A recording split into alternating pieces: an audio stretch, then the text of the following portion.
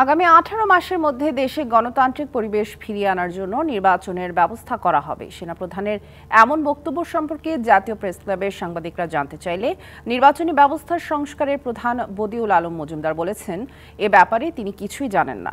তবে জানান, সব রাজনৈতিক দলের সাথে আলাপ আলোচনার মাধ্যমেই একটি নির্বাচনী রোডম্যাপ তৈরি করা হবে এবং সকল নির্বাচনের ব্যবস্থা নিয়ে সুপারিশ করবেন তিনি। রাজনৈতিক দলের সাথে আলাপ আলোচনার ভিত্তিতেই বোধহয় এটা নির্ধারিত হবে। তো আমার এবারে কিছুই করার নেই, আমি জানি না। কারণ এটা আমি মনে করি যে এটা নির্ধারিত হবে রাজনৈতিক দল এবং সরকারের সাথে আলাপ আলোচনার ভিত্তিতে। তাদের সাথে সংলাপ হবে এবং একটা রোডম্যাপ তৈরি হবে। তার ভিত্তিতে বোধহয় সম্মিলিতভাবে সিদ্ধান্ত হবে।